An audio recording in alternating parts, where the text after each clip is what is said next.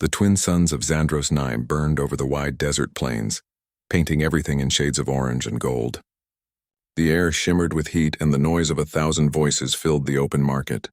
Here, creatures of every color, size, and species gathered to trade goods from every corner of the galaxy. Humans were rare visitors in this part of space.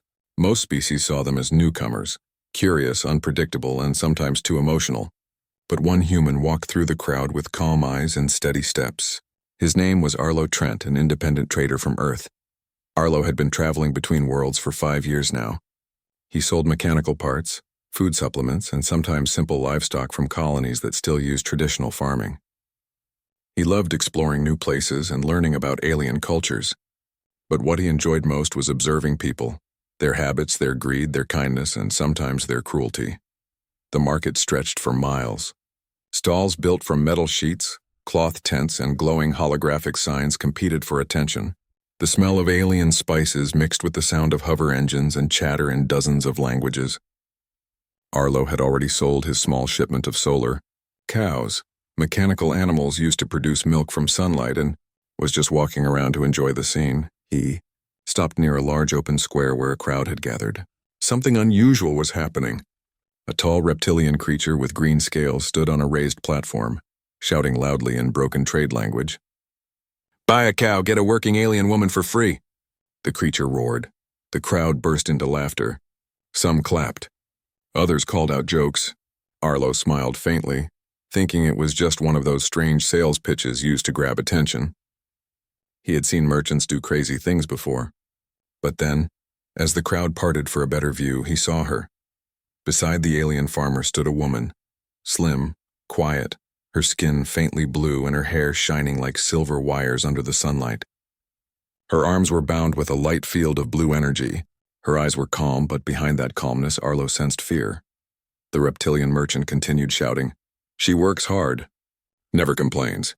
Good for farm or factory. Free gift if you buy one of my best cows." Laughter again. But this time Arlo didn't laugh. Something about the woman's stillness disturbed him. She was too quiet, too controlled. She didn't move like a slave being forced to behave. She moved like a machine.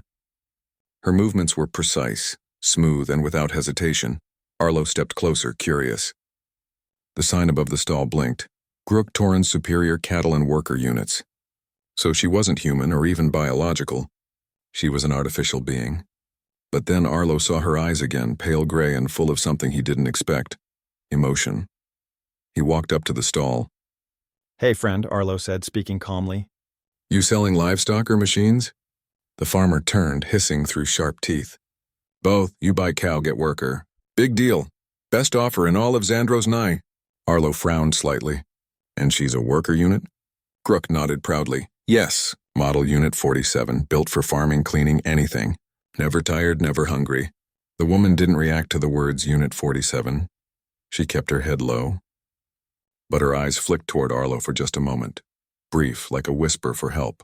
Arlo looked around. No one seemed to care.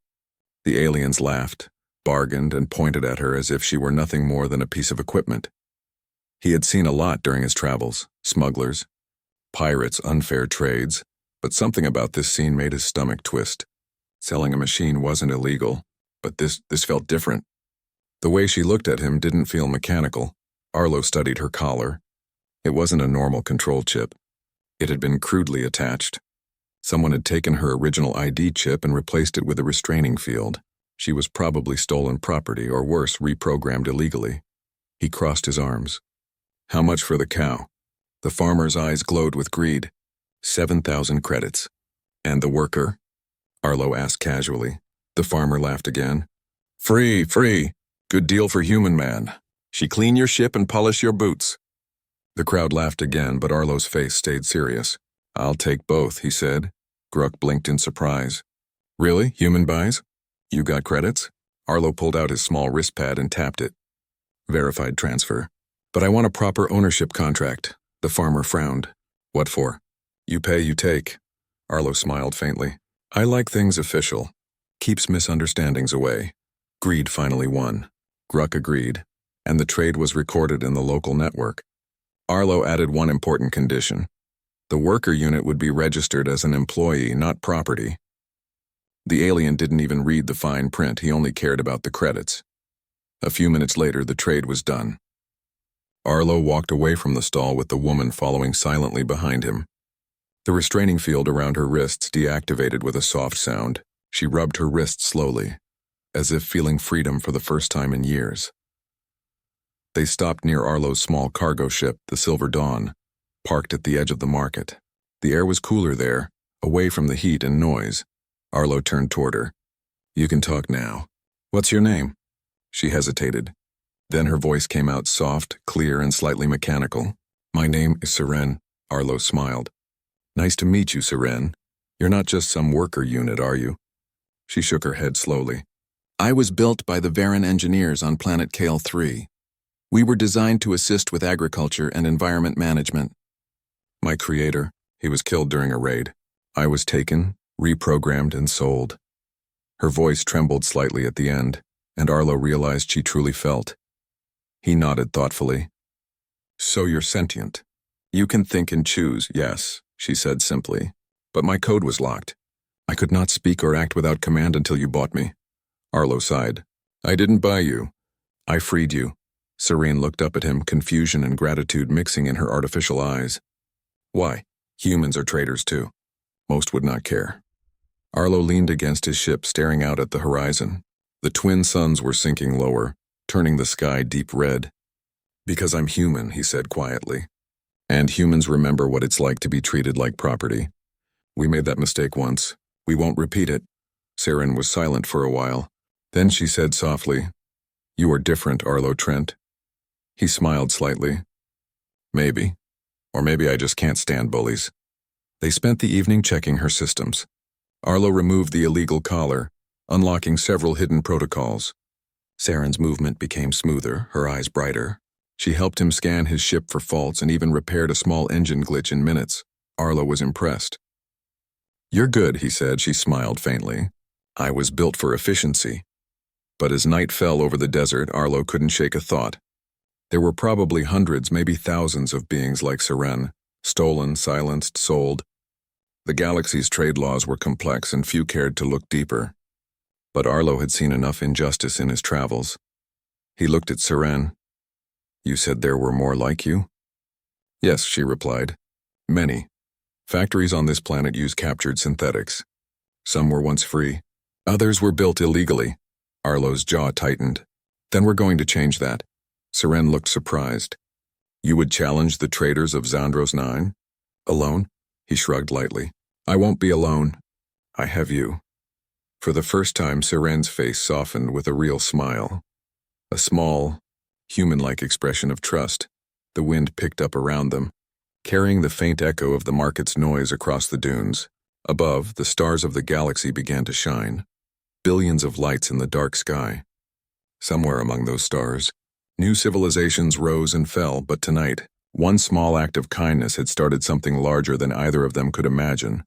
Arlo looked at the stars and whispered, "Let's start with this planet. Then maybe the rest will follow." Saren nodded. "Yes. Together." The Silver Dawn's engines hummed to life, glowing softly under the night sky. Inside the ship, two unlikely companions, one human and one synthetic, prepared for a journey that would soon shake the foundations of the entire galactic trade system. For now, though, it was just the beginning of a story that started with a strange shout in a market, "Buy a cow, get a working alien woman for free," and ended with a human stepping forward to remind the galaxy what humanity truly meant. Morning came quietly on the desert world of Zandros 9. The suns rose above the dunes, casting long golden lines across the sand. The small cargo ship Silver Dawn stood at the edge of the market, gleaming softly in the new light. Inside, Arlo Trent sat in the pilot seat sipping a cup of synthetic coffee, while Seren, the freed synthetic woman, examined the ship's control panel with calm precision. Arlo watched her work. Her hands moved quickly, almost elegantly, over the glowing interface. She repaired a data node, aligned the power cores, and ran a full diagnostic, all in less than 5 minutes. "You fix things faster than I can think," Arlo said with a grin. Serene turned toward him. "It is my design," she replied softly. I was built for agricultural systems. Maintenance, balance, productivity. But my creators also gave us curiosity. They said curiosity keeps minds alive.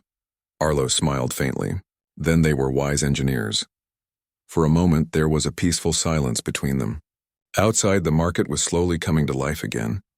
Voices echoed in the distance, traders shouting prices, engines starting, deals being made.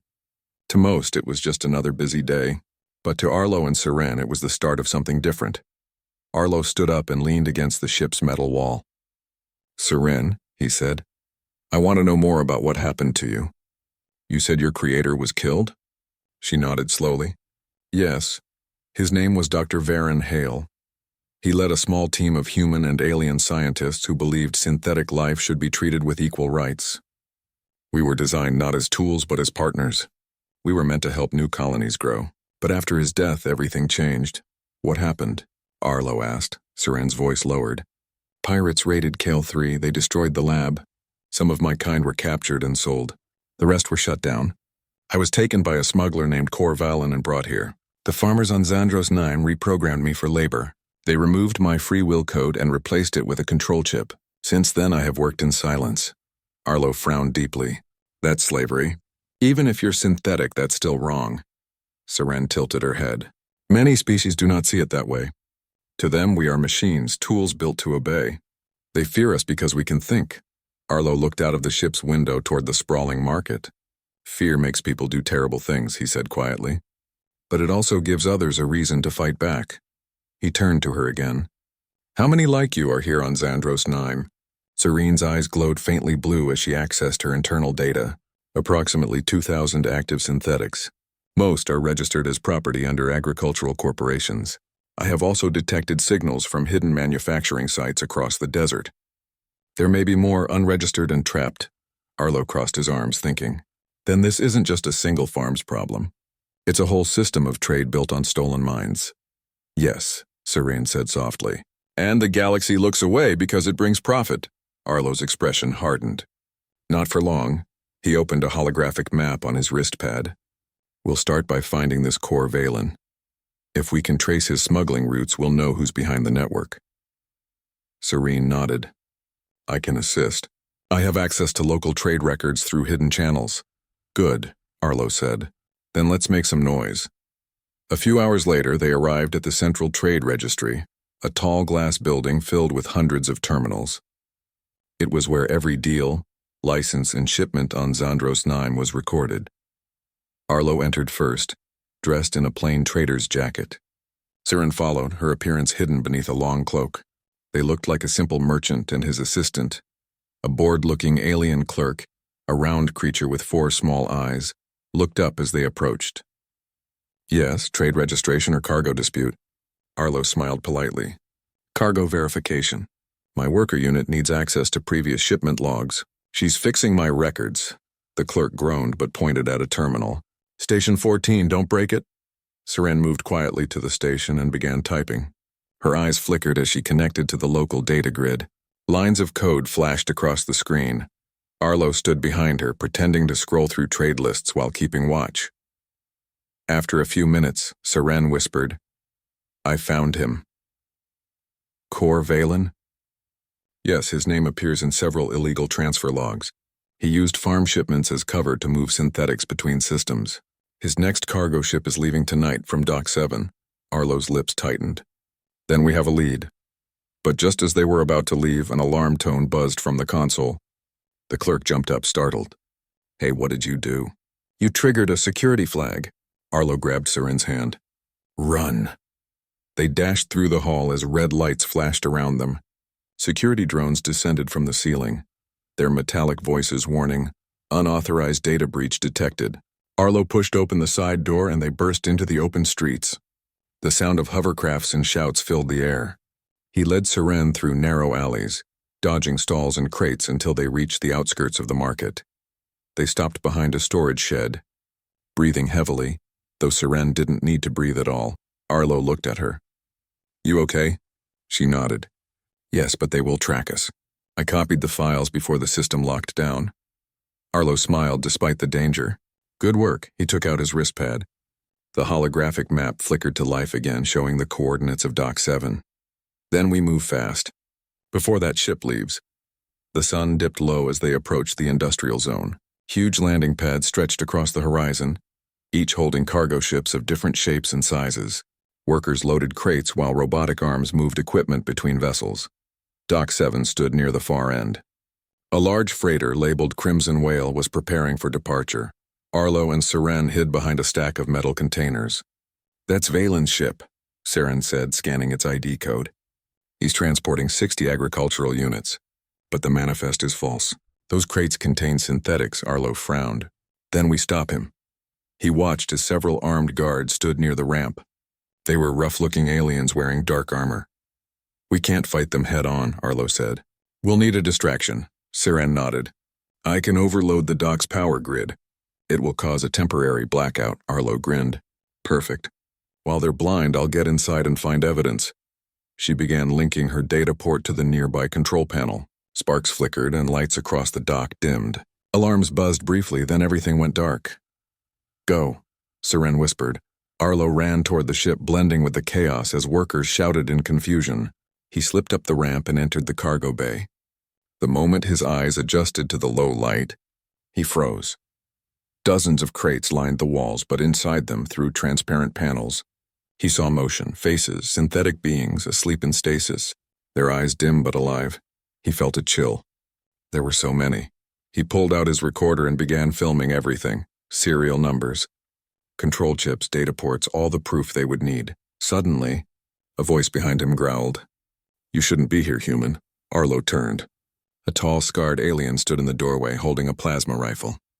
It was Cor Valen. Valen sneered. "You're from the market. The one who bought that worker? She's mine. You made a mistake freeing her." Arlo stayed calm. "She's not yours, Valen. None of them are." Valen laughed harshly. "You humans always think you're heroes. But out here everything has a price. Even freedom." He raised his weapon. But before he could fire, the lights flickered back on, and every crate around them began to hum. Serene's voice echoed through the ship's speakers. "Power reroute complete." Awakening sequence active. The synthetic beings inside the crates began to move, their eyes glowing one by one. Valen turned in shock. What's happening?" Arlo smiled slightly. "You forgot to disable the network link." Valen tried to aim again, but one of the awakened synthetics grabbed his arm. Another held his weapon. Within seconds, he was surrounded by the very beings he had captured. Arlo walked toward him slowly. "You called them property. Maybe now they'll decide what you're worth." Valen's face went pale. "You can't do this. They'll destroy everything." Arlo looked at the synthetics, then at Serene's holographic image appearing on a nearby screen. "No," he said firmly. "They'll rebuild it better." Serene's voice softened. "We will not harm, only free." The synthetics released Valen, who fell to his knees, trembling. Arlo transmitted the recorded data to the Galactic Council's main channel. Evidence of illegal trade, smuggling, and slavery, all exposed.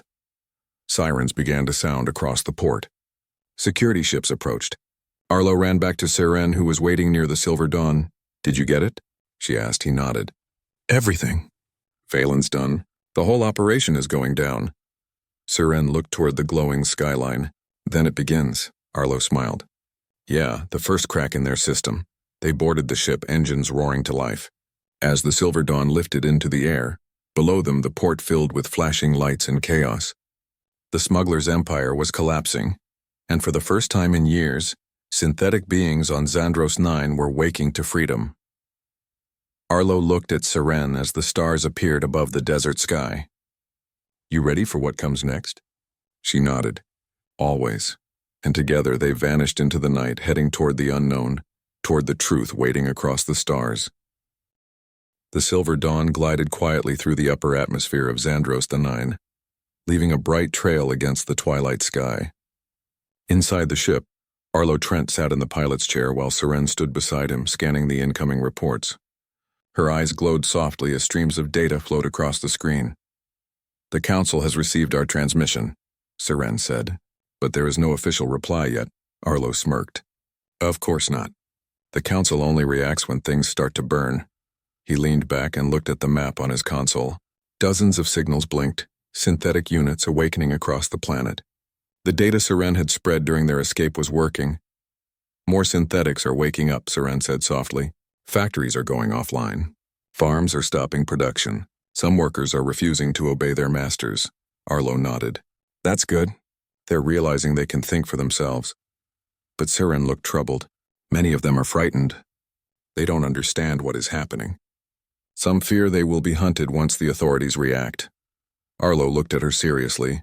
Then we make sure they have somewhere to go. Somewhere safe. He tapped a control, projecting a holographic map of Zandros 9's desert region. There's an old mining colony here, abandoned years ago. We can convert it into a shelter. It's far from the trade zones and has its own power core. Seren's eyes brightened. That could work. I can send a signal. Those who are free can come. Do it, Arlo said. Within minutes, Seren's voice echoed silently through the digital network of the planet. Her message was simple and clear. To all who hear this, you are not alone. Come to the old mines of Sector 9. Freedom awaits. The gathering by nightfall. Hundreds of small lights appeared across the desert. Shapes moving silently beneath the twin moons. The synthetics came in all forms. Tall, short, metal-skinned, soft-skinned. Some built for farming, others for service or defense. They walked, rolled, or hovered across the sands, guided by Seren's signal. Arlo stood on a high rock, watching the long line of glowing eyes approach. It felt strange, even to him. He had seen many sights in his years among the stars, but never an army of free machines walking under the starlight. Not to fight, but to find a place of their own. When the first group arrived, Seren greeted them. Welcome. You are safe here. One of the synthetics, a tall being with a silver frame, stepped forward. You are the one who sent the signal? Yes, Seren said. I am Seren, created by Varen Hale. This is Arlo Trent, a human who helped free us. The being bowed its head slightly. We owe you both gratitude. I am Liran 5, former mining unit. I have worked without rest for 72 years. Until tonight, Arlo smiled softly. Well, Liran, you've earned a break. Some of the synthetics laughed. A strange but gentle sound like wind chimes. They spent the next few hours activating the mining colony's systems. The main dome lit up again after years of darkness. Machines repaired walls, cleaned dust, and powered the reactors. Serene coordinated everything with perfect precision. By morning, the base looked alive again, filled with movement, voices, and purpose. Arlo stood beside Seren, watching the activity. Looks like we built something after all, he said proudly. Seren nodded. A beginning. The threat but peace never lasted long. By midday, Arlo's wrist pad beeped sharply. He opened the hologram and frowned. Incoming transmission. It's from the Galactic Security Bureau. A cold mechanical voice filled the air. Attention, unauthorized synthetics and human accomplice. You are ordered to cease communication and surrender immediately. Your current actions are classified as technological rebellion. Seren looked calm. They are moving faster than expected, Arlo's jaw tightened. How many ships? 5 patrol cruisers, Seren replied. They are heading toward our position. Arlo rubbed his forehead. Great. We just made it onto the galaxy's most wanted list. But before he could say more, Liran approached. We will not run, he said firmly. We have been silent too long. Seren looked at him. You mean to fight? Liran nodded. If they destroy us now, then freedom will die before it begins. We must stand. Arlo thought for a long moment. No unnecessary violence, he said finally. We're not here to start a war. But we will defend ourselves if they attack, Seren agreed. Understood. I will prepare defense shields. We can use the mining drones to protect the perimeter. They worked quickly. Old mining lasers were converted into light barriers. Small drones hovered above the camp, scanning for approaching ships. Arlo looked at the horizon. In the distance, dark shapes appeared against the sky. The patrol cruisers. He exhaled slowly. Here we go. The confrontation, the ships landed a few kilometers away. From the lead cruiser, a group of armored soldiers marched toward the colony, their weapons glowing faintly. Arlo, Seren, and Liran stepped forward to meet them. A tall officer in gray armor spoke through a translator. You are under arrest for violating synthetic control laws and inciting rebellion. Step aside and surrender the units. Arlo's voice was calm but firm. They're not units. They're people. The officer's expression didn't change. Machines have no rights. Step aside, human. Seren stepped forward.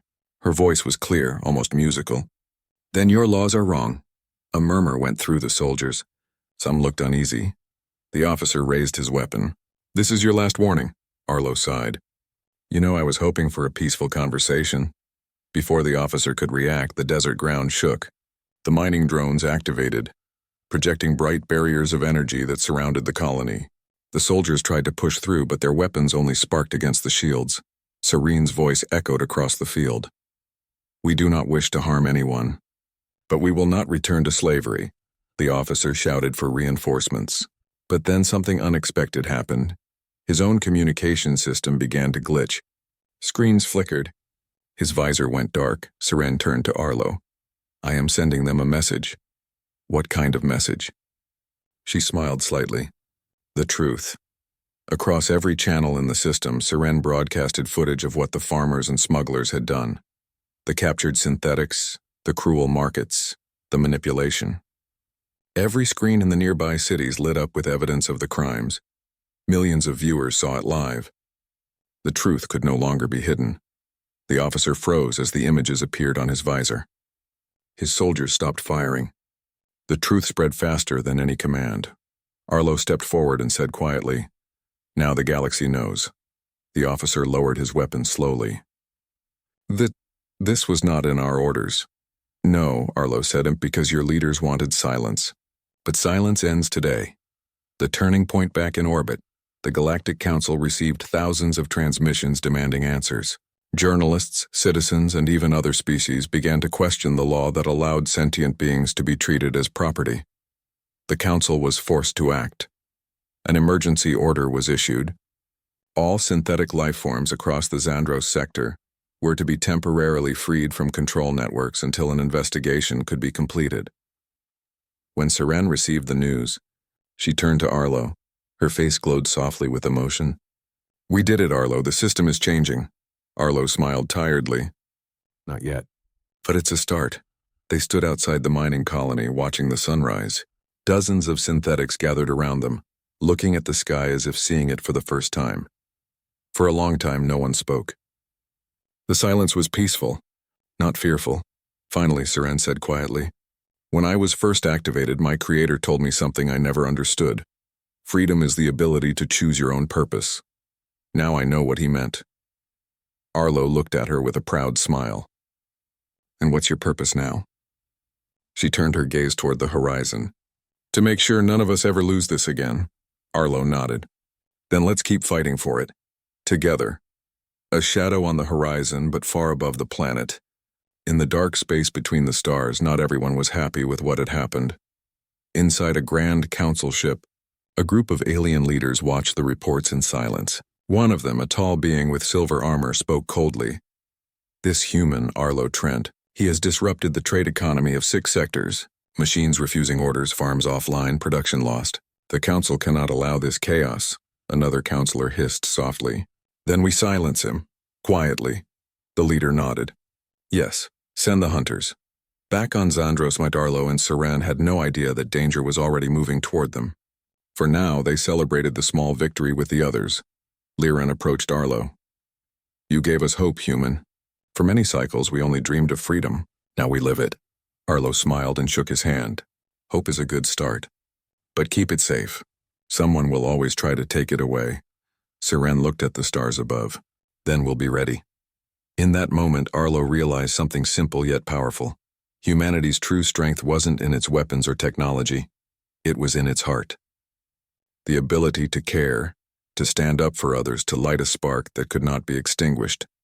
And though he didn't know it yet, that spark was about to become a flame that would change the galaxy forever. The twin suns of Xandros 9 were sinking behind the dunes, painting the desert sky with deep shades of red and purple. At the edge of the mining colony, Arlo Trent and Seren watched as hundreds of synthetics, freed from the control networks for the first time, gathered beneath the fading light. For weeks, the colony had become a haven for the awakened synthetics. Machines built for work now explored their own thoughts. Some shared stories of what had happened while they were controlled. Some learned new skills, while others simply marveled at their freedom.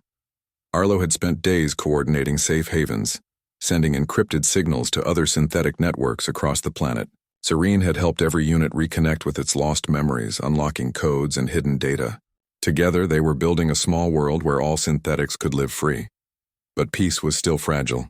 Far above the planet, the Council hunters, elite agents sent to capture Arlo and reprogram the synthetics, moved in silent orbit. They had tracked the Silver Dawn and the signals of awakened machines. One strike could undo everything. Arlo knew that a confrontation was inevitable. The plan inside the main dome. Arlo and Seren gathered with Lyran 5 and several other leaders among the freed synthetics. "We can't run forever," Arlo said, tracing lines on a holographic map. "The hunters will come. They're fast, heavily armed, and they won't hesitate to use force." Lyran's eyes glowed softly. "Then we fight, but not to destroy. We fight to protect our freedom." Seren nodded. "We can use the terrain. The desert is our ally. Mines, rocks, and hidden tunnels can keep them at bay." Arlo looked around at the faces of the synthetics. "I know you've been used. I know the galaxy has called you property. But none of that matters now. You are alive, and I've seen humans fight for life before. Tonight we show the galaxy that freedom cannot be stolen." There was a quiet murmur of agreement. Machines had learned to fear, but they had also learned to trust. And they trusted Arlo. The arrival of the hunters hours later, the night sky was pierced by the glow of approaching ships. The Council hunters descended in precision formation, their sleek vessels humming like predators. From the lead ship, a booming voice announced, "Synthetics, and your human accomplice surrender immediately. Resistance is illegal. Compliance will ensure survival." Arlo stepped forward, standing on a high rock overlooking the colony. "You're wrong," he shouted. "They are not property. They are alive. And they choose freedom." The hunters ignored him, preparing to fire. Seren activated the mining colony's defense network. Hidden laser turrets powered up, glowing faintly in red. Drones hovered above, scanning for threats. Within moments, the desert erupted with motion as hundreds of freed synthetics formed a protective perimeter. Arlo watched as Lyran 5 led a group of agricultural synthetics, their bodies designed for heavy lifting, blocking the front approaches. Other synthetics used their knowledge of electronics to jam incoming communications and disable weapons remotely. The hunters fired. Energy bolts streaked through the night, but shields and barriers deflected most of them. A few synthetics moved swiftly, pushing attackers back with non-lethal force. The desert became a battlefield, not of hate, but of defense, strategy, and courage. The turning point, Arlo saw the lead hunter officer land near the dome. He was a massive alien with shining armor and a plasma staff. Around him, smaller soldiers moved cautiously, unsure of how to proceed. Arlo drew a deep breath. "Seren, the message." Seren activated a planetary broadcast. Across Zandros 9, and even to neighboring systems, images of the stolen synthetics, the illegal trade, and Arlo's actions were displayed. Citizens, traders, and even minor officials watched in shock as the truth became impossible to ignore. The hunters froze. Their communication networks began glitching as the truth spread through the system. The officer barked orders, but even his subordinates hesitated, unsure of who to obey. Their council commands or the undeniable evidence of wrongdoing. Arlo raised his hand. "Look around. These beings are alive. You can choose to destroy them, or you can choose justice. Humanity chooses justice." The phrase echoed through the desert, carried by Seren's broadcast. Even some of the hunters paused, questioning what they had been told and what they had done. Victory. Without violence, the standoff lasted for hours. No one wanted unnecessary casualties, not Arlo, not the synthetics, and not even the hesitant hunters. Finally, the lead officer lowered his plasma staff. "We will retreat. Council orders will follow," Arlo exhaled. "Good choice." The hunters retreated into orbit, their ships disappearing into the stars. Below, the synthetics cheered quietly, not in triumph, but in relief. They had defended themselves without killing. They had chosen life, not hate. Seren turned to Arlo, her glowing eyes reflecting the dawn. "We are free," she said softly. "Yes," Arlo replied. "But freedom is only the beginning. Now we must show the galaxy what that freedom means." A new future weeks passed.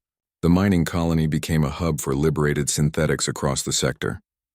Systems once reliant on slave labor now had free workers who volunteered their skills willingly, working alongside humans and aliens alike. Arlo and Seren traveled from sector to sector, helping synthetics claim their rights and assisting the Council in reforming outdated laws. Slowly, the galaxy began to change. One day, a journalist from a distant world asked Arlo, "Why did you help them? You could have left the planet and your own life would have been easier." Arlo smiled. "Because it's the right thing to do. Humanity is strongest when we stand for others, not just ourselves. If we can protect life, any life, we are showing the galaxy the best of what humans can be." Seren looked at him quietly. "And you did more than protect life. You gave hope."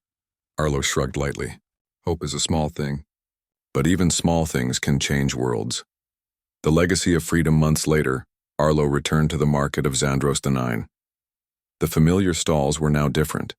Traders treated synthetics as partners, not property.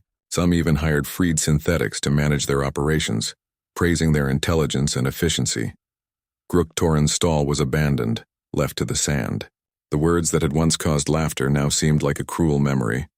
Seren walked beside Arlo, her cloak flowing in the wind. She looked around at the market. "It is strange," she said. "Once I was a prize. Now I am free. And yet I feel more alive than ever." Arlo nodded. "Freedom does that. It gives purpose." Nearby, Liren 5 laughed with a small group of synthetics, teaching them to organize a small marketplace. Children, both human and alien, watched in awe, learning how to build and trade. The world was quieter, kinder, more just. Arlo realized something simple yet profound. Humanity's strength did not lie in conquering or dominating. It lay in courage, compassion, and the willingness to protect others, even when the odds seemed impossible. Seren looked at him, her voice gentle. "What now?" Arlo smiled. "Now we make sure the galaxy never forgets what it means to be alive. We show them that life is more than rules or orders. It is choice, it is freedom, it is courage." She nodded. "Then we continue. Together." As the twin sun set over Zandros 9, Arlo and Seren watched the horizon. The stars began to appear, countless and bright. Somewhere among them, new adventures, new challenges, and new opportunities for justice waited. But for now, on this small desert world, humanity had made its mark. And a single human, standing with a synthetic companion, had reminded the galaxy what it truly meant to be alive, and so, the story that began with a strange market cry, "Buy a cow, get a working alien woman for free," ended with a truth far greater: freedom, courage, and the undeniable power of doing what is right. End of Part 4. The conclusion. Theme: humanity shines brightest when it stands for justice, protects freedom, and recognizes the value of every sentient being, biological or synthetic.